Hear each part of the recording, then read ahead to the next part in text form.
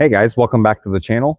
Today I'm out here paws to claws, and I'm going to be playing the back nine. I'd play the front nine, but there's a soccer game going on over on the between holes 3 and 6 there. So instead of being in there and hearing all the noise in the video, thought I'd just start over on the back nine, and then probably by the time we get over to the front, we might be able to play. Another update to the channel is we're going to be going to one video a week for right now for the off season. It's starting to get into the cooler months. I'm not able to get out as much. The colder the temperature, the harder it is on my hand. It's a little chilly, not too bad, just kind of perfect for it.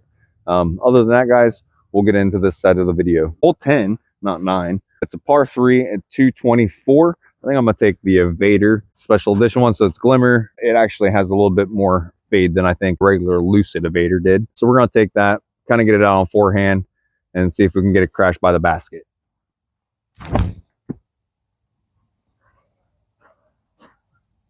Yeah, that should work. We should be able to get a putt. I did play with some people earlier today. It was pretty fun. Their names were Brianna and Andrew. Great couple people. Just starting off disc golf. They just got some discs. It was their actual first time even playing. So it was really nice to be able to get out and help them. Hopefully I taught them a good bit of things. I did, you know, they have been watching the channel, so they are learning from this at least. All right, guys, let's see if we can make this putt. There we go. Started off with a birdie. Sounds like a good start to the back nine here. On the hole 11 here. Par 3 at 177 feet for us advanced people. For the pause part and stuff, which is the younger kids, it's a par 4. So it's able to get these kids out here to let them learn.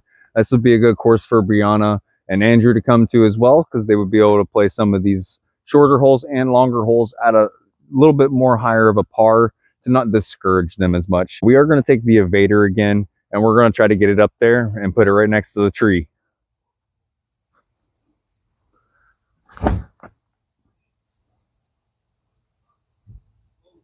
Yeah, should be able to tap that one out for a birdie as well. So if you guys have any tips, tricks, or disc selections that you would recommend to new couples, or to the new couple at least, not the 2 new couples, but the 2 that just got together. They just had a wedding over the weekend. So congratulations are in order for the 2. They just got married. We are on to hole 12 now. This is a par 3 at 366 for myself. For beginners and young kids, it will be a par 4 at 366. We're going to take the musket, and we're going to try to hold it out kind of towards the telephone pole and the tree over that way, down by the road, not this big one, and see if we can't get it to crash over by the basket. Oh, I pulled it towards the big tree.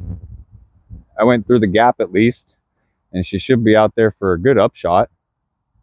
I think I'm pin height, not really sure. Kind of lost it there for a second. All right, we got a little bit of a long bid here. We did get fortunate, you know, so we didn't get caught up in the pine, which would have put us a little bit farther back, not by much. All right, let's see if we can get the judge up that way. Maybe get it even in. Oh, too much hyzer. But she's right up next to the basket. We'll get a putt. All right, so we are on to hole 13. It is a par 3 at 240. Yes, 240. All right, we're going to take St. Pro. We're going to try to play up towards the building there where you can see, and then it's just past the tree there. So we're going to try to get it up and then it come back over. Early again. I say again because I had a couple early shots earlier today. Well, let's see if we can save at least our par, get at least close, maybe even get a bid in. We're gonna have to go to a knee. Let's see if we can get this spun up that way. Oh, she's up that way. We'll be able to tap that out for a par at least. So we're staying 2 down through the first 4 on the backside. On to hole 14. This is a par 3 at 255. Par 4 for the younger people or newer people. We have a Mando now on the little tree, which means we have to be to the inside of it, going to the hole up here behind the trees. We do have a Mando, I believe, that's back that way that you have to make as well. But we're going to still stick with our traditional forehand and see if we can't get it up there.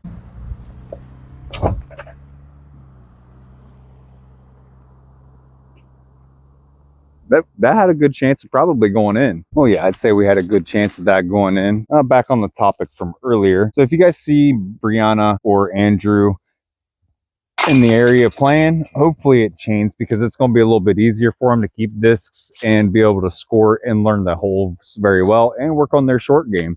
Because we all know that that is an important part, Poppy would say, it's all about the upshot. All right, guys, we are on to hole 15. We have a par 4 for us now, and this is at 570, and we're going to be playing to the far basket now. The old basket, well, there's the near basket, which is at 364. So we're going to take the bolt, hopefully get a nice hyzer pump up that way, and try to keep it up there by where the near basket would be. Is we're going to try to get the bolt blasted up that way. Got a little bit of a headwind, so we're going to have to put this on a lot of hyzer.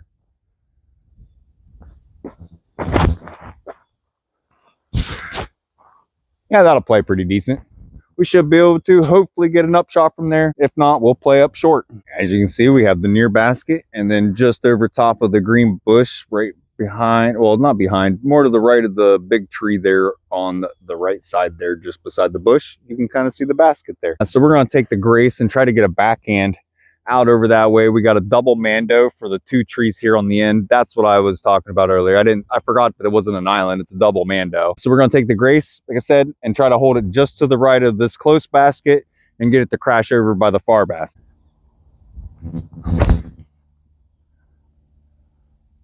Well, it's going to crash a lot farther left of it. Oh, she didn't even make it all the way there. Had too much height, and there's a good headwind. Explains that one a little bit, or I would have gone with a bigger disc. All right, guys, sorry for the delay. I'm pretty sure you'd notice there's a daylight change and stuff. I have a disc right here. It took me probably about an hour and a half. I have my good buddy Mike. He came out today as well to help me find this disc. We were literally giving up. Happened to see it as I was coming up through. So we're going to try to get our birdie at least. I'm going to have to give a forehand bid, see if we can't get it. Up there, safe par at least, after losing a disc that's been buried for an hour and a half to 2 hours. All right, guys, that's that fiasco on the last hole. We were on hole 16, par 3 at 361, maybe 351. We're going to take the musket since it's a little bit brighter and doesn't blend in with the grass as well. And hopefully just get it pumped out that way and maybe get us a little tap out, save us from the last hole. Oh yeah, that's looking pretty good. Yeah, I'd say probably about 35, 40 feet away. Like I said, probably about 40, 45 foot here. We're going to see if we can't pop this in there.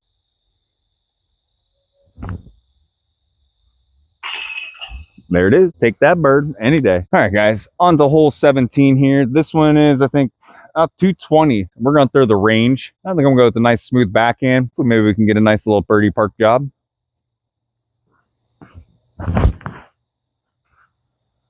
It should stable up just nice. Put it right next to the basket. Yeah, another little tap out for us. Oh yeah, got us a nice little park job here. And a little bird. That puts us at -5 now. Taking 3 pars back that way, 12, 13, and 15. All right, guys, thank you for joining me today. We are on hole 18. This is a par 3 at 284. I'm going to take my strive, and we're going to just get a nice hyzer bit out there. Now, this basket is a little unique since the last time I've been out here. It is a double-decker basket now. So the basket we are aiming for is the top basket, not the bottom basket. Bottom is for the beginner side of the course. All right, guys, let's see if we can get this going.